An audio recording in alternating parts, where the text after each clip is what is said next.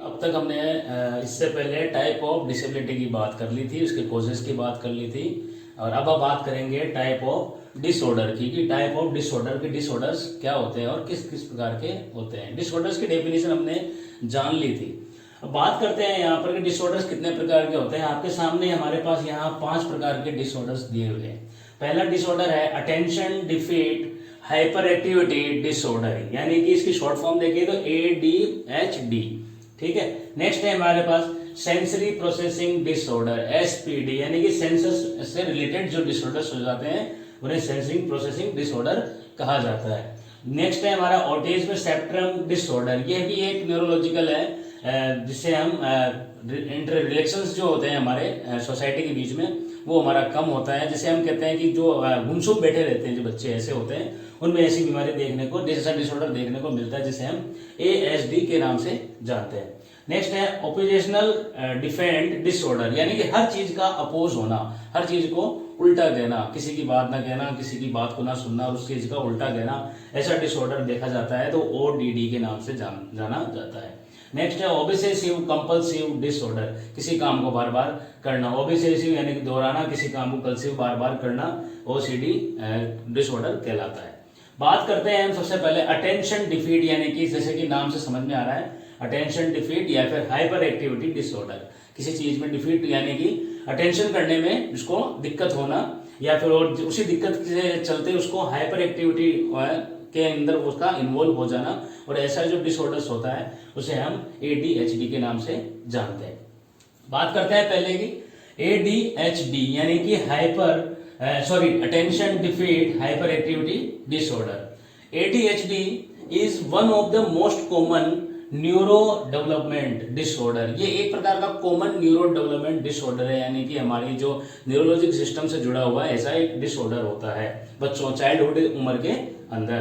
It is usually first diagnosed in childhood and often last into adulthood. ये शुरुआत में childhood में देखने को मिलता है, लेकिन धीरे धीरे ये बढ़ते हुए चाइल्डहुड तक भी चला जाता है।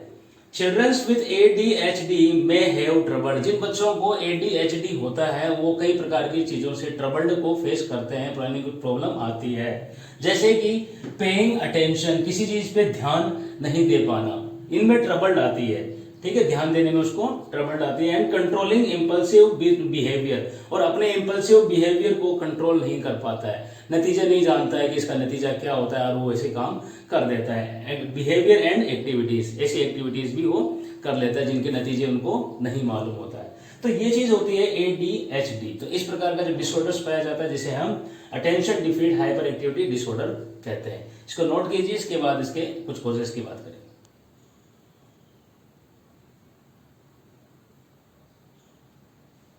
देखते हैं हम कॉजेज ऑफ ADHD यानी कि attention deficient hyper activity disorder.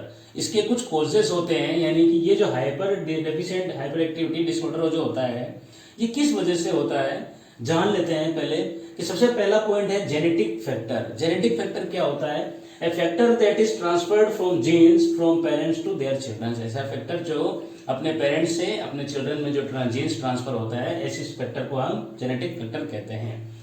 If the parents are suffering from ADHD, अगर आपके पेरेंट्स भी, जिन बच्चों के ऐसे पेरेंट्स भी जो कि attention deficient hyper activity disorder से ग्रस्त है, it is definitely seen in their children.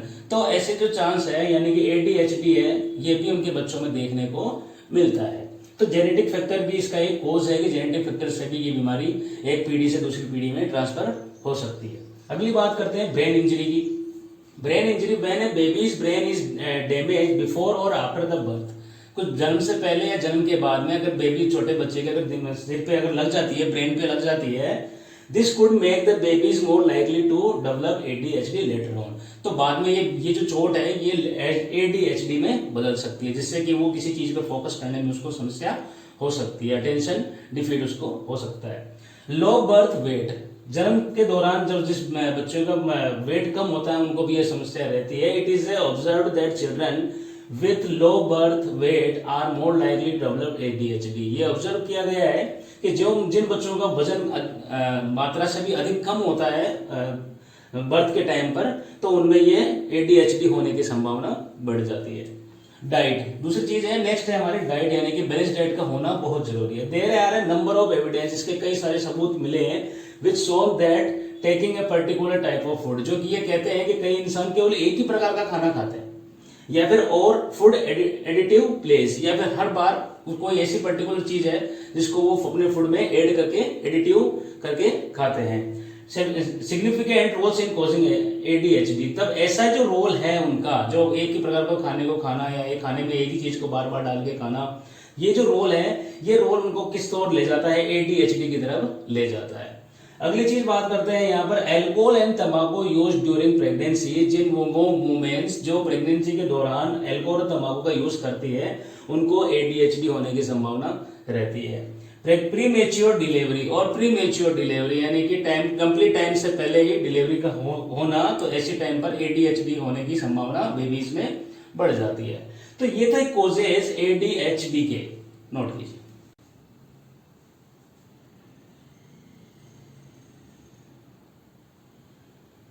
हमारा SPD यानी कि सेंसरिंग प्रोसेसिंग डिसऑर्डर, जैसा कि नाम से कुछ हमें पता चल रहा है कि ये डिसऑर्डर होगा ये हमारे किसके अंदर, सेंसर प्रोसेसिंग के अंदर। जानते हैं इसके बारे में, a condition in which the brain has difficulty in receiving and responding to the information, यानी कि एक ऐसी कंडीशन जिसके अंदर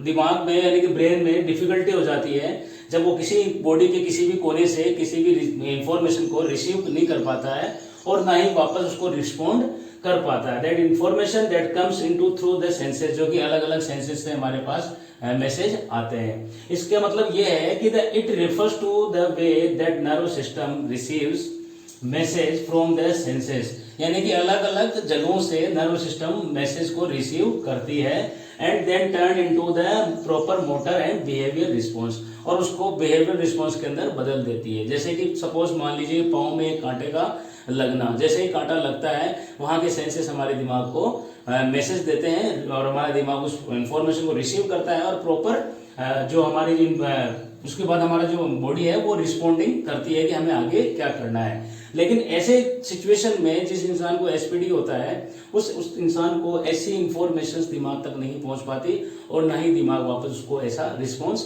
दे पाता है। तो ये कहने का मतलब था यहाँ पर, ठीक है। सेंसरी प्रोसेसिंग डिसऑर्डर में अफेक्ट वन सेंसेस, यानी कि सेंसरी इसमें प्रोसेसिंग डिसऑर्डर में एक सेंस को भी डिसऑर्डर हो सकता है। जैसे कि सेंसेस हमारे पास होते हैं टच, साइट, टेस्ट और मूवमेंट। इस प्रकार के जो हमारे पास सेंसेस है इनमें से कोई एक भी खराब हो सकता है या फिर सभी भी में भी डिसऑर्डर हो सकता है। जैसे टच का कभी हमें हाथ लगाए कोई हमें महसूस नहीं होता है कि कोई हमारे यहाँ पे छू रहा है, और इसी तरह से साइड का हमें देख नहीं पाते, और इसी तरह से टेस्ट का खाने में अगर नमक कम है या ज्यादा है ये भी हम महसूस नहीं हो पाता। कई प्रकार इस तरह के डिसऑर्डर्स होते हैं, ठीक है। अब इसकी बात करते हैं हम SPD के कोजेस की कि किन वजह से ऐसा होता होगा। पहली बात करते हैं जेनेटिक फैक्टर की। जेनेटिक फैक्टर आपको अधिकांश समझ में आ गया होगा जेनेटिक फैक्टर क्या है। The childrens born to who have autism spectrum disorder, यानी कि ऐसे बच्चे जो कि ऑटिज्म स्पेक्ट्रम डिसऑर्डर जिनको होता है, यानी कि जिन बच्चों को थोड़ा सा मतलब हिचक सी महसूस होती है, may be at a higher risk to develop SPD, तो ऐसे बच्चों को SPD होने की ज्यादा संभावनाएं बन जाती है। साइंटिस्ट इंडिकेट, यानी कि साइंटिस्ट इस चीज पे इशारा करते हैं that the causes of SPD का जो कॉजेस है are coded into child genetic material, और ये जो यही चीज चाइल्ड के जेनेटिक मटेरियल में कन्वर्टेड हो जाती है। तो इसलिए कहने का मतलब ये है कि जेनेटिक फैक्टर को ये इफेक्ट पहुंचाता है या फिर जेनेटिक फैक्टर से ये हमें SPD होने का खतरा बना रहता है। तो ये तो था इसका कॉजेस, इसको नोट कीजिए, आगे और भी लिखेंगे।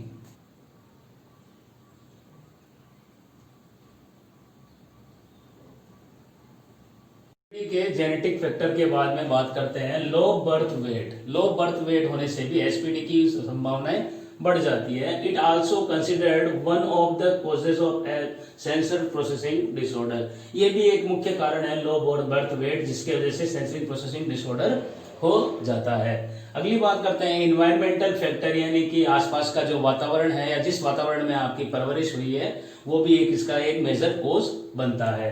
Usually childrens who are adopt often experiences sensory processing disorder, यानी कि कई बार बच्चों को ऐसे एक्सपीरियंस सेंसरी प्रोसेसिंग डिसऑर्डर के भी मिल जाते हैं या फिर वो अपना लेते हैं due to some restriction in their lives, यानी कि प्रारंभिक जीवन में या तो उन पर कुछ प्रतिबंध लगा दिया गया हो और पुअर पेरेंटल केयर, या फिर उनकी जो देखभाल है वो पेरेंटल केयर वो ढंग से नहीं हो पाई हो, ठीक है, जिसके वजह से या उनका वातावरण, कहने का मतलब उनका जीवन का जो वातावरण है वो वैसा ही रहा हो, इन्वायरमेंटल फैक्टर उन पे काफी इफेक्ट पहुंचाता है, जिस वजह से उनको ये इस तरह के सेंसरी प्रोसेसिंग डिसऑर्डर होना संभव है। तो ये थे इसके कारण, यानी कि एसपीडी के कॉजेस कुछ, जैसे कि जेनेटिक फैक्टर, लो बर्थ वेट और इन्वायरमेंटल फैक्टर्स, नोट कीजिए।